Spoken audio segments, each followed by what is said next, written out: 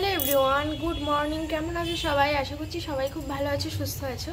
আমার নতুন একটি ভিডিওতে অনেক স্বাগত আর অনেক ভালোবাসা জানাচ্ছি। আজকে মঙ্গলবার আর এখন বাজে সকাল 10:30। তো আমি এখন চা খেতে বসেছি আর সকাল থেকে বাইরে বৃষ্টি হচ্ছে।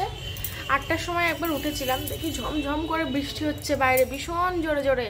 তারপরে আবার শুয়ে পড়েছিলাম, উঠিনি। তারপরে আবার পরে উঠলাম, উঠে তারপর ফ্রেশ হলাম। তো আমার কিন্তু বিছানা একদম গোছানো কমপ্লিট।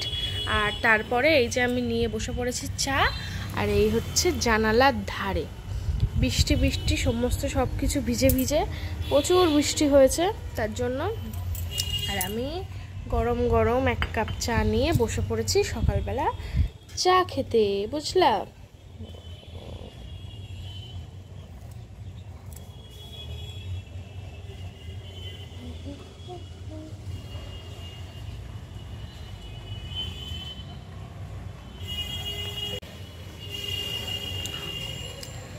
চা খাচ্ছি। আমার বর, ওরও চা রয়েছে এখানে, তো ও বাথরুমে চলে গেছে। যখন আসবে তখন ঠান্ডা হয়ে যাবে। তো যাই হোক, চলো বন্ধুরা, দিনটা শুরু করলাম। সঙ্গে থাকো, দেখতে থাকো। আশা করছি তোমাদের খুব ভালো লাগবে। জানি না কি করবো আজকে, বৃষ্টির ওয়েদার, অনেকগুলো জামা কাপড় কাচাকুচির ব্যাপার রয়েছে, কাচতেও পাচ্ছি না। এই ওয়েদারে শুকাবে না, তার জন্যই কাচ্ছি না। ওয়েদারটা কাটুক, তারপরে কাচাকুচি করবো। নইলে না ভিজে জামা কাপড় নিয়ে খুব জলদগ্ধ হতে হয়। চলো পরে এসছি। বন্ধুরা, চাটা সব খাওয়া হয়ে গিয়েছে আমার আর আমার বরের। তারপরে আমার বর কিন্তু একদম রেডি, ওর কাজে চলে যাচ্ছে। ও আবার সারাদিন আমি একা থাকবো। আমি এখন ভিডিও এডিট করছিলাম।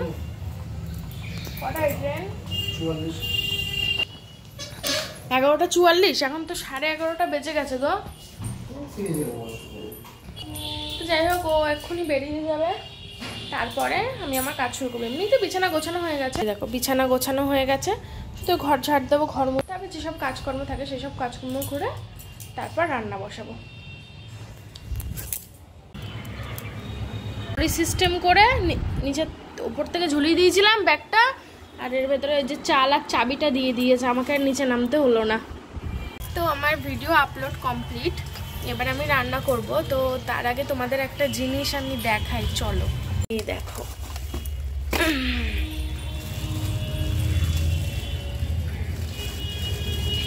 বেশ কয়েকদিন আগে এই চুড়িটা আমার বর আমাকে কিনে দিয়েছিল। রাস্তায় দেখেছিলাম আমি, তাই বর আমাকে কিনে দিয়েছিল, সবুজ চুড়ি। তো তারাও দেখাচ্ছি, সে কবে কিনেছি, পরবো আর ওয়েট আমি করতেই পাচ্ছি না, জানো তো বন্ধুরা। মানে সেই কবে কিনে রেখে দিয়েছি ঘরে, আর আমি ওয়েট করতে পারছি না পরার জন্য। মাসে সবাই সবুজ চুড়ি পরে, তাই জন্য আমিও আগের বছর পরেছিলাম, আর এই বছর আবার পরবো, তাই জন্য কিনে দিয়েছে আমার বর আমাকে। আগের বছর তো আমি নিজেই কিনে পরেছিলাম, কিন্তু এই বছর আমার বর আমাকে কিনে দিয়েছে, তাই জন্যই আমি পরবো। কিন্তু আমি আর ওয়েট করতে পারছি না, শ্রাবণ মাস পড়ার এখনও 4 দিন মতো বাকি আছে। তবে আমি ভাবছি আজকেই পরে ফেলবো। আমি আর ওয়েট করতে পারছি না। দাঁড়াও তো পরি কেমন লাগে। এই দেখো পরেছি, এখনো অনেকগুলো আছে, সবগুলো পরবো কি তাই ভাবছি। এবার আগে তো সবগুলো পরেছিলাম, এক গাদা গাদা পরেছিলাম আগের বছর, কিন্তু তখন তো আর সংসারের অত কাজ করতাম না। কিন্তু এখন কাজ করতে হয়, ভাবছি এতগুলো পরবো কিনা, ভেঙে যায় যদি। তো দাঁড়াও সবগুলো পরে দেখি।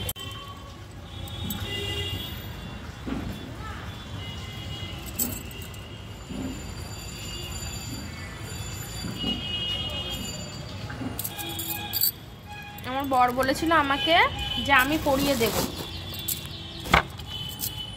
আমি তার আগেই পরে নিচ্ছি।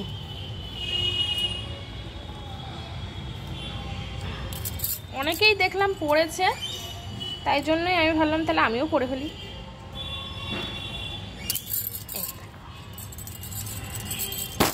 ভর্তি করে পরে নিয়েছি, তো এখন আপাতত পরে থাকি 2 হাতে ভর্তি করে। যদি অসুবিধা হয় তো পরে খুলে ফেলবো, ঠিক আছে? অল্প কিছু পরে থাকবো। চলো এবার এই দুটো রেখে দিই জায়গা মতো গুছিয়ে, ঠিক আছে? চলো। রান্নাঘরে এসে অনেকগুলো কাজ আমি এগিয়ে নিয়েছি। এই যে হচ্ছে ঢ্যাঁড়সটা কেটে নিয়েছি, ভাজা করব। আর এই যে কড়াইতে তেলও দিয়ে দিয়েছি। আর এটা হচ্ছে ডাল, হাতে মাখা ডাল বসিয়েছি এটার মধ্যে। দেখি আর কি রান্না করি, আপাতত তো এই দুটোই করবো বলে ঠিক করেছি। এগুলো কি বলতো, ডিম।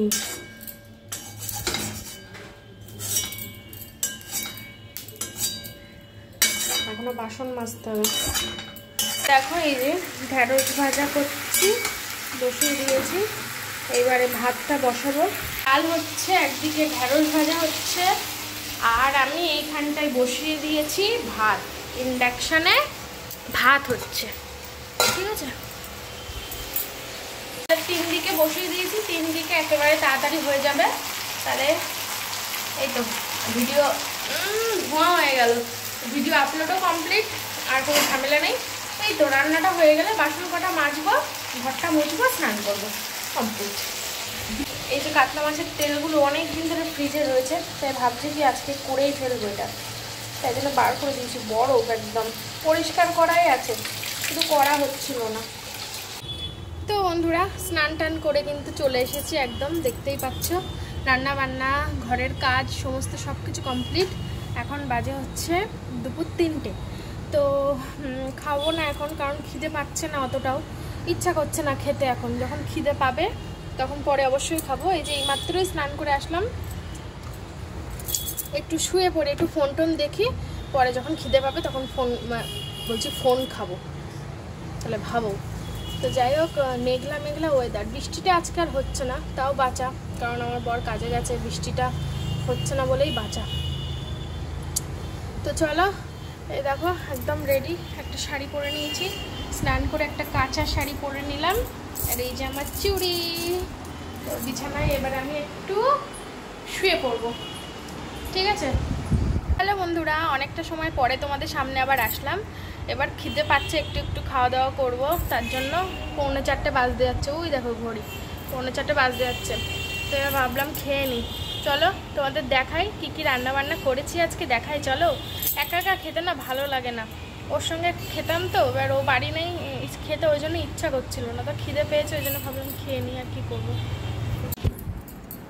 তো এই দেখো, এই যে প্লেট নিয়ে নিয়েছি। আমি আরও এখানটায় খেতে বসি, তো ওই জন্য আজকে না একদম ইচ্ছা করছে না খেতে।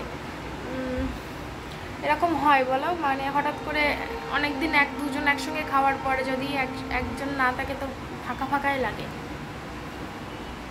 চলো এবার তোমাদের দেখাই আজকে রান্না বান্না। তো এই হচ্ছে গরম গরম ভাত, তার সাথে রয়েছে হাত মাখা ডাল। তোমরা তো জানোই কি রান্না হয়েছে, তবু একবার ফাইনাল লুক তোমাদের। ডালের কালারটা দেখেছো তো কত সুন্দর হয়েছে। হাত মাখা ডাল, তার সঙ্গে আছে এই যে ঢেঁড়স ভাজা, আর তার সঙ্গে আছে এই যে মাছের তেল চচ্চড়ি, পেঁয়াজ দিয়ে লঙ্কা দিয়ে। তো এই হচ্ছে আমার আজকে রান্না। কেমন হয়েছে অবশ্যই করে জানাবে বন্ধুরা, ঠিক আছে। অন্ধকার লাগছে, এই যে।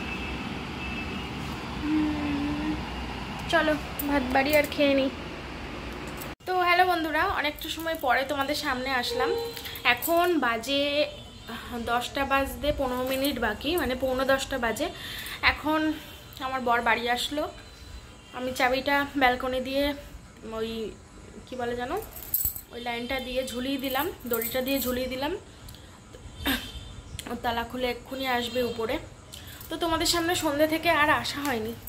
এই সন্ধ্যে থেকে শুয়ে বসে টিভি দেখছিলাম, ফোন ঘাঁটছিলাম, চা খাইনি আজকে। একা একা চা খেতে না ইচ্ছা করে না, ওই জন্য আর চা খাইনি। ওই এসব করে সময় কেটে গেল, তোমাদের সামনে আর আসাই হয়নি কথা বলার জন্য। তারপরে ওই ঘরে জামা কাপড়গুলো সব গোছালাম, বিছানাটা গোছালাম, জামা কাপড়গুলো আগের দিন বলছিলাম না গোছাবো, গোছানো হয়নি, আজকে গোছালাম। তো এক্ষুনি চলে আসবে ও, দরজা খুলবো।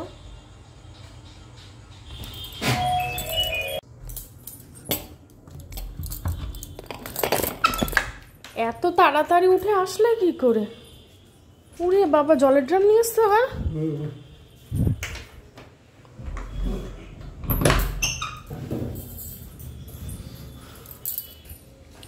দেখো এই যে ঘরটা গুছিয়েছি আমি।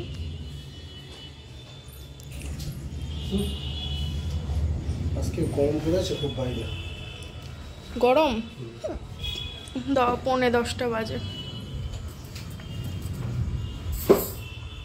আর বলো। আরে আমি তো দমদমে নেমেছি।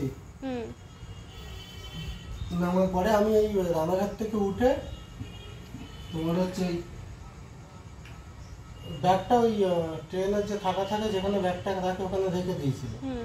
দিয়ে ভিড় বলে আমি গেটের ধারে দাঁড়িয়েছিলাম।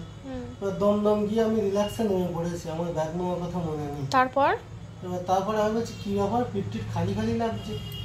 কত দূর গিয়ে মনে হয়েছে নেমার সঙ্গে সঙ্গে? স্টেশনে তখন ট্রেন ছেড়ে দিয়েছে, মানে ব্যাগ নিয়ে ট্রেন চলে গেছে? ট্রেন চলে গেছে। তারপর এবার তো আমি করেছি মহা টেনশন। এবার আমি ভাবছি কি করবো, যারা ওই রেলের পুলিশ থাকে। ব্যাগের মধ্যে তো অনেক কিছু ছিল। হ্যাঁ, ব্যাগের মধ্যে গাড়ির লাইসেন্স, গাড়ির কাগজপত্র, তোমার এটিএম কার্ড, আমার এটিএম কার্ড, আমার প্যান কার্ড, আই কার্ড সব ছিল।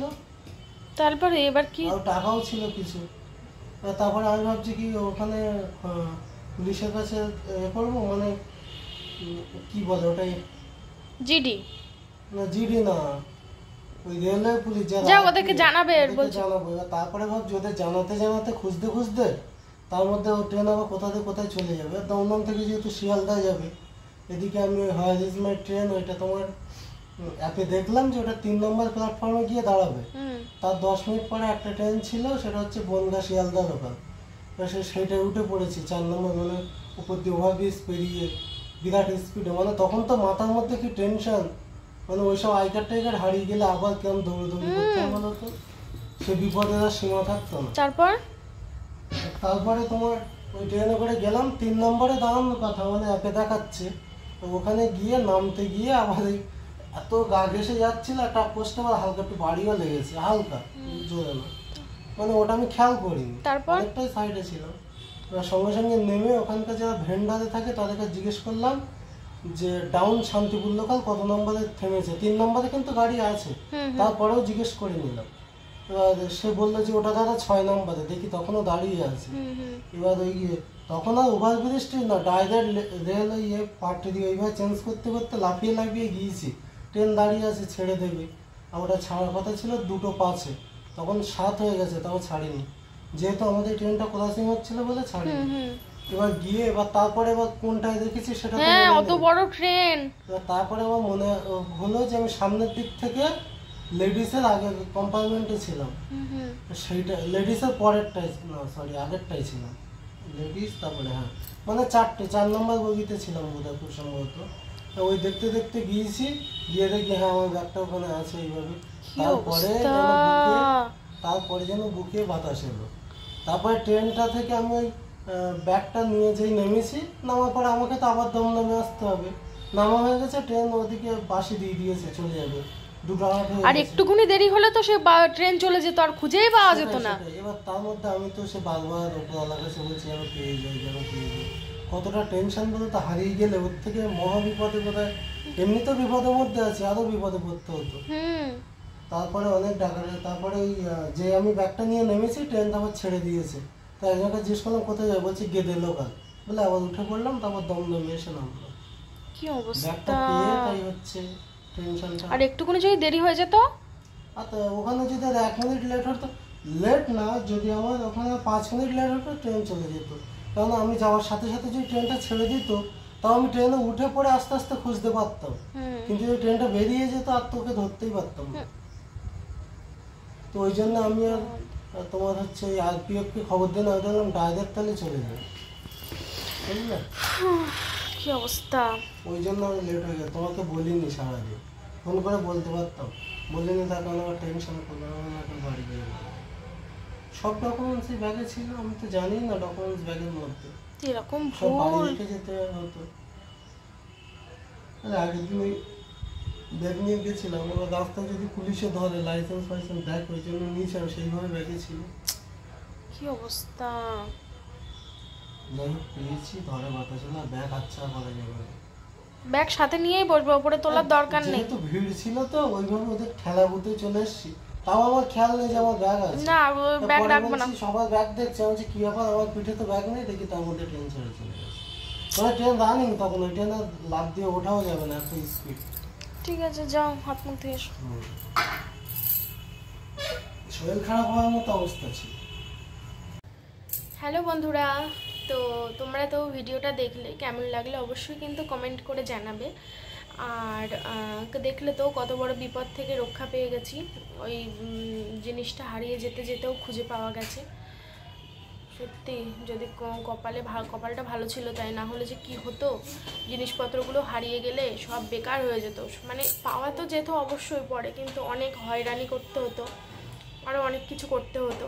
তো যাই হোক, এই ভিডিওটা ছিল মঙ্গলবারের, আর বুধবার দিন কোনো ভিডিও পোস্ট করিনি আমি, ওই জন্য আজকে পোস্ট করে দিলাম। আর বুধবার দিন কোনো ভিডিও বানাইনি, কারণ বুধবার দিন কালকে আমরা একটু ঘুরতে গেছিলাম, ওই জন্য কালকে আর কোনো ভিডিও তোমাদের কাছে শেয়ার করতে পারিনি। তো কালকে কোথায় গেছিলাম সেটা পরের দিনের ভিডিওতে তোমাদের দিয়ে দেবো। অল্প একটু শ্যুট করে রেখেছিলাম, বেশি কিছু শ্যুট করিনি কালকে। তো আগামীকালের ভিডিওতে সেটা একটুখানি দিয়ে দেবো তোমাদের, যে কোথায় গেছিলাম। তো কালকে বাড়ি ছিলাম না, ঘুরতে গেছিলাম, তাই জন্যই কালকে কোনো রকম কোনো ভিডিও করিনি, আর ভিডিও ছাড়তেও পারিনি। তো ভিডিও কিন্তু করাই ছিল, কিন্তু কালকে ছাড়তে পারিনি। তো ভিডিও যেহেতু করাই আছে, সেই জন্য আজকে তোমাদের কাছে পোস্ট করে দিলাম। তো তোমরা সবাই খুব ভালো থেকো, সুস্থ থেকো, দেখা হবে পরের দিনের একটা সুন্দর ব্লগে। ততক্ষণের জন্য সবাইকে টাটা।